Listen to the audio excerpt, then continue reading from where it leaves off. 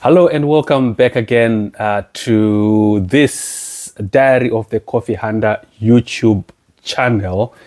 And again, as always, I say something in one video and then it then triggers the need to talk about it further in the next video. So last video, I mentioned something when I was talking about Zimbabwe's coffee industry and how the lack of a middle class kind of makes it difficult to develop a Zimbabwean coffee culture to really support the coffee farmers from domestic consumption and domestic demand. So today I want to pick up from there and talk about something that I have been advocating for, which is the democratization of coffee.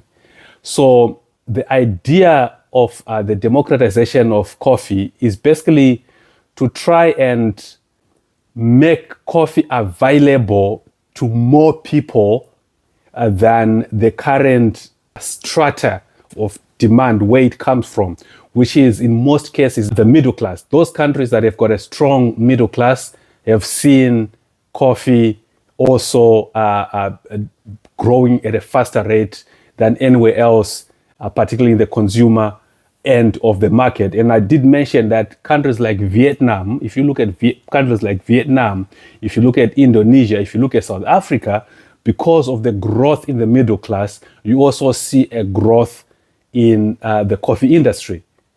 So now today I want to talk about democratization. But first, let me encourage you once again to like the content that we're creating here, subscribe above all, and also share because everything matters. Whether you like, whether you share, whether you subscribe, it all adds up and it helps us to be able to keep on producing content of this nature. So when it comes to democratization of coffee drinking, I want to go through the 8 stages or the 8 factors that can help. And I think the first 4 or 5 are what has happened in the Western world. And I'll just go through those and then come up with what I think, the final 2 or 3 that I think are crucial to places like Zimbabwe to really develop as well.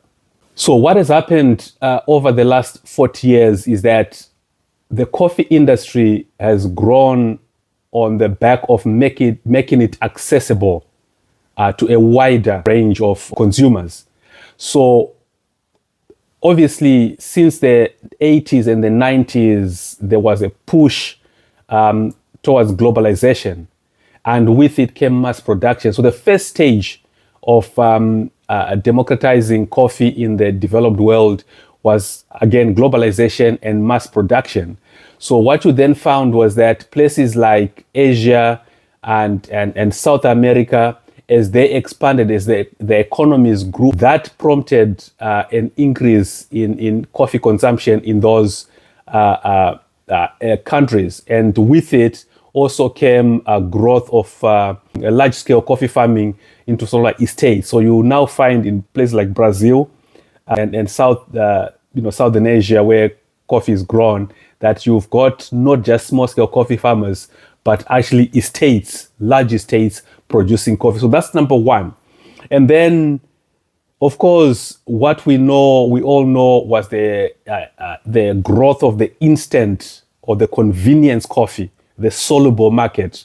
That is, you take a spoon, scoop out hot water, mix up, stir, ready to drink. The instant coffee market, or the RTD, as they call it, the ready to drink market, that also incorporated vending machines that came through. And then the Starbucks effect, the latte revolution. This was, the opening of chains. That is the third thing, the opening of chains in the form of Starbucks. In the UK, you've got Costa Coffee, which you see at every corner, every service station, through vending machines or over the counter or drive-through. And then, of course, outlets like McDonald's started doing coffee.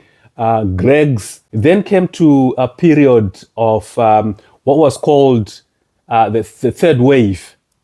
So we had the expansion of the chains, Starbucks. And then the third wave was a period now that was coming in, the specialty coffee. And we now had independent cafés. Again, they opened up spaces for more people to be able to access coffee. And then came the period that we are perhaps in, and I think this is what I wanted to really emphasize, that this is where Zimbabwe can come in and really benefit and really grow an industry around this fifth wave, which is built around not just independent coffee shops or coffee shops everywhere, but also the home brew market and the use of technology. So, but the idea that coffee should be accessible. I was in Harare the other day, and I paid $5 for a latte from one of the known chains there, the small coffee chains there, and that cannot be, because $5 is a lot of money in Zimbabwe. For somebody to spend on a cup of coffee. And nothing else. So the idea of democratization of coffee requires that coffee be available and accessible, good quality coffee as well, be accessible for as low as $1. Somebody has to make a decision between buying 500 mils of Coca-Cola and a latte or a cappuccino. That should be the decision. Not that you are thinking, I want a latte and I can't even afford. The power of having this affordable, good quality coffee is that you create a market. That one day that person wants to treat themselves, they can always, buy the $5 latte wherever, whenever they go across the town and be in a space that is selling the latte for $5. But if they have not been consuming coffee, then they are never going to spend $5 on their latte. So it's very important that we encourage that the growth of consumption at a low price level. And how do we achieve that? Zimbabwe is going to need a culture shift. At the minute, generally, Zimbabweans will call a hot drink with sugar in it tea.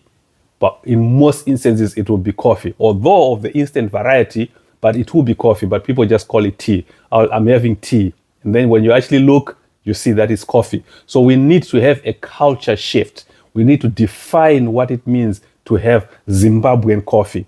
And this is where I've been talking to a number of those that are involved in coffee in Zimbabwe, the roasting, the baristas, that we need people that are innovative. We need to have our own version of what it means to have a cup of Zimbabwean coffee. What does it include?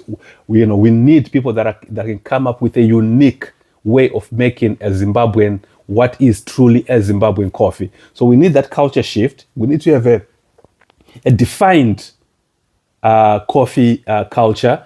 And of course, we need our social media influencers to come in and start talking up coffee, because I know for a fact that a lot of them do drink coffee. I have met some in coffee spots in Zimbabwe, but they don't realize that them talking about it will probably bring more people to the industry. So we need that. And the other thing that we need is we need street vendors selling coffee. We need street vendors selling coffee. And the informal growth of coffee is key to Zimbabwe's coffee industry. We need to look at ways of getting vendors with carts, mobile carts, dishing out nice latte, good latte art on top, and handing them out to people as they pass. That is absolutely key. Of course, government policies need to be implemented. Government policies are necessary for the growth of any industry. One of the things that I have looked at, and I've said Zimbabwe can create a huge demand for domestic coffee, domestically produced coffee and processed coffee, if the government simply puts a policy that every single government building shall only serve Zimbabwean coffee. the Zimbabwe government holds shares in different hotels, those places shall be compelled to serve Zimbabwean coffee. And that's not to say they will be serving coffee of a lower quality than what they are currently serving. In fact, I've been to some hotels that are serving sachets that have come from the you-know-who brand, global brand that I won't mention at this stage.